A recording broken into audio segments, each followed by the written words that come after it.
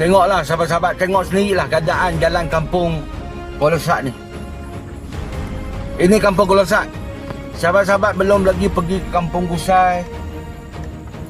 Sahabat-sahabat belum lagi pergi ke kampung Gusai, kampung Bantal. Jalan lebih teruk daripada ini. Sahabat-sahabat tengok sendiri.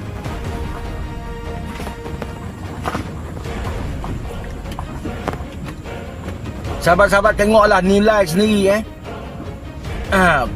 Kalau memandangkan penduduk kampung Kolosat ni lebih ramai daripada kampung Bantal, kampung Bukit Madaling dan juga kampung Gusai. Kalau mengikut pada penduduk, kalau kita banci daripada penduduk, memang penduduk kampung Kolosat ni lebih ramai daripada 4 buah kampung yang ada. Kampung Pagi, kampung Gusai, kampung Bantal dan juga Madaling.